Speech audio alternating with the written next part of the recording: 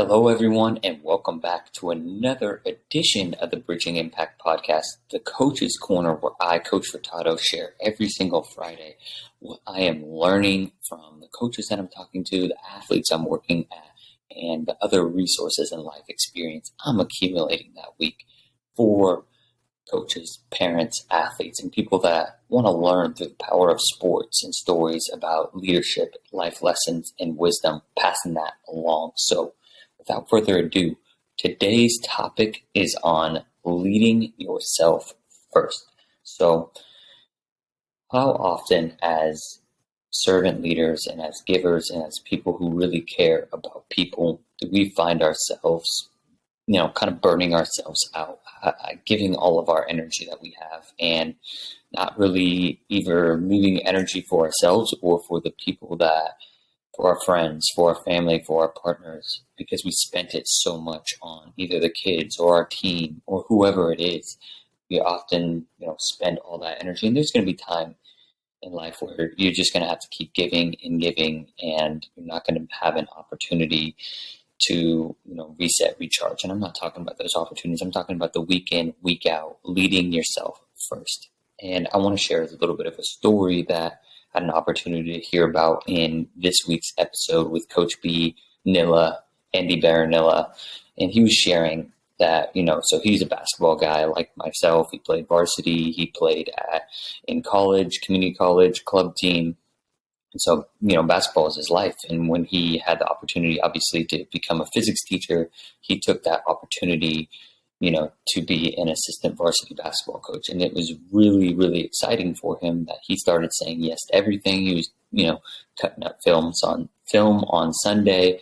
He was going to every single optional event, all the optional workouts, spending a lot of time with kids because, he kind of talks about how he was like a player development coach. And so what that means essentially is that a lot of those players need one-on-one attention, and one-on-one attention, if you're giving that to 12 players, an hour a week, that's 12 hours, right? And he may not have been doing it that much, but at the same time, if you are always giving and giving and giving, you'll end up kind of having a similar story to him where, he loved basketball so much that he was thinking actually about quitting, about not, doing and coaching basketball anymore, not wanting to play anymore, because that was his entire life. It had consumed everything. And part of it he did, talk about was the pandemic. He wasn't able to hang out with his friends as much, but he had started saying no to his friends more because of the game of basketball. And so, eventually he started saying no. And I want to talk about the takeaways that we can learn from Coach B, his experience, and honestly that we can apply to our own lives. And that number one is saying no. And, Nilla, Coach B, he talked about how it was very challenging the first time to say no. Like he said, he felt guilty. It was a team event, an optional team event. And, he's like, oh, I should be there, right? And like we have that guilt, as givers and as people that always, there's the people pleaser in us, but it's because we care so much. We feel like we're not being there for them, but we can't, if we're always there for other people and we're not there for ourselves, and we're not there for our partners and the people that are close to us, like that's doing a disservice not only to ourselves, but to our partners and to our, our friends and our family as well, because they deserve our attention and love just as much as our teams do and our companies do, or whoever you give so much of that love to. So with that being said, number one is saying no. Just developing that ability to say no, because if you say yes to everything, that is saying no to something else. So if you say yes to cutting up film on Sunday, that means you don't have as much time on Sunday to recharge yourself, whether it's watching some football, doing some chores, or, hanging out with your partner or your family. That's what you're saying no to if you say yes to editing film. And you can't say yes to everything. And that's been a big thing that I've had to learn the hard way as well, is like I have to understand what I can budget my time to. And I'm going to talk a little bit more about that here in a few minutes.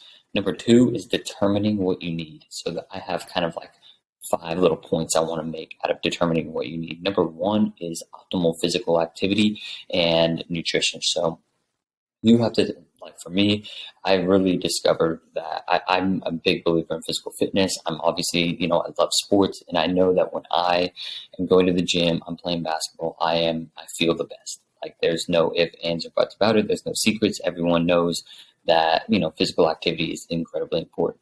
But I do think that sometimes people think that they have to go to the weight room, they have to run, they have to do some of these different things. And I believe there's actually a lot of fun activities out there that are physically active. You can play softball, you can play soccer, you can, you can dance, you can do a lot of different things, you can hike, right? Like physical activity looks different for different people, and it kind of depends what you want, what's your lifestyle, and I can't choose that for you, but I do know that physical activity has a big impact on your mental activity, which I will get into next, which is my second point, which is like mental health, right?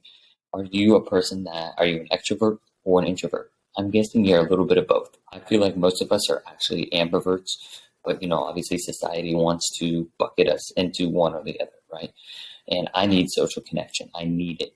That's something that sometimes when I am at home and I'm really tired, it's because I've been on my computer all day. I haven't had that social interaction. But I also know that when I have a lot of social interaction, like this last Labor Day weekend, I was drained. I needed some me time, and I needed to, kind of just chill out, watch some sports, go on a walk by myself, right? I needed that me time. So it's a little bit of both. And mental health is like going on walks. Is it, probably watching a mindless show? Is it doing an activity that,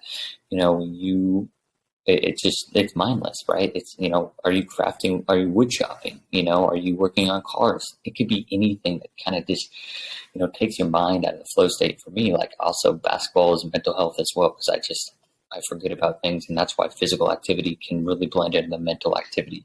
So number 3 is actually social. So mental health and social alone time, I was supposed to do as 2 different points, but I kind of blended that into the same point because I feel like they are very important. Like I feel like it's important to get that, social connection and also that you time, and that can come in that like. Again, they all are interweave and tie into themselves. The next point I want to make is spiritual health. And I know this is probably an interesting one because, I don't find myself to be a religious person, but I know for a fact I'm a spiritual person. And connecting to a higher power than myself has really helped me be on a mission and really helped me serve, athletes and kids, but also be grounded and be more present, with my friends, my family, my girlfriend.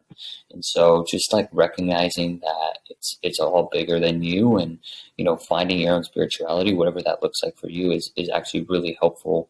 And there are studies that show that people that are spiritual and feel connected to a greater power actually do have greater signs of obviously just feeling better than themselves, feeling, less depression, less stress, less anxiety, because, when we can get into our own head and not trust, obviously the universe, and I'm starting to get a little bit woo-woo here.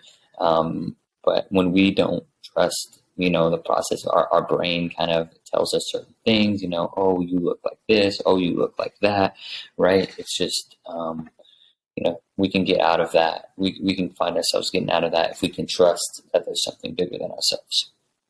And then the last point I have about all of, determining what you need is make sure you schedule that into your week, right? Into your month, into your, whatever you need, right? I can't tell you the amount of time you're going to need to recharge alone. I can't tell you the amount of times you need to work out. I can give you all this data that's from, all the guidelines, like, oh, work out 3 times a week, but you're going to have to figure out what works best for you. You're going to have to experiment, maybe you work out 6 times in a week. You're like, oh, that's too much. That's a little too much. So, it's going to be an opportunity, but I'm a planner. So I plan it into my week, right? I plan in my breaks because I'm actually learning that breaks are incredibly important. So I plan when I'm going to the gym. I plan when I'm going on my walks, and there's time on my schedule that's not planned. That's, not every hour of the day is planned, but, I'm making sure that I schedule out date nights, on certain nights, with my girlfriend, because things can get really busy. And if you don't put anything on the schedule, it's easy to just go by. So make sure you schedule that out, whether you're a planner or you're just someone that's kind of like a type B person. Just make sure you spend time doing that. And the last one that I have is just take responsibility. I mean, at the end of the day, no one else is going to say no for you. No one else is going to, bring the energy that you do.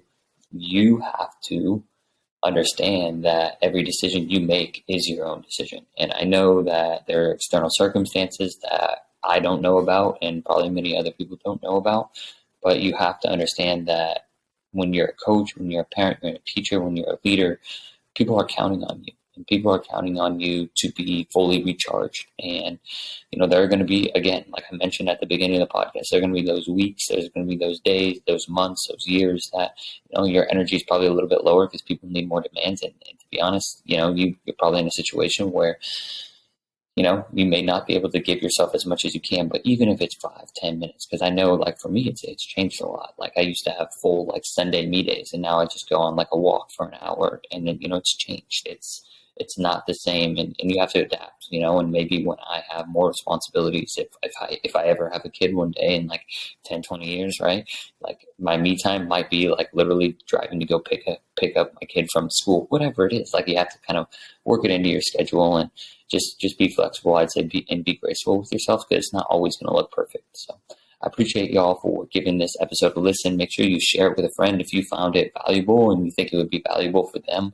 We need more leaders that give to themselves so they can give to others and make an impact. Because at the end of the day, Coach B is still making such an enormous impact, even though he's not going to every single event. And I know I have to do the same thing for me, coaching at Venice High School, for starting a business, and also, already having a full-time job. So let's be mindful about that, and let's have a great week. And remember that this is all about passing wisdom, passing the ball to the next generation of kids so they can, create a better future than we have as young adults, as adults. So like, comment, subscribe wherever you are. Hit that subscribe on YouTube, Apple Podcasts, Spotify. If you left us a review, that would be huge. I'd really appreciate that. And I will be back in your eyes and ears next Friday. And we got a wonderful, wonderful podcast with Marin coming out next Wednesday for Bridging Impact. All right, y'all. Cheers. Coach Furtado out.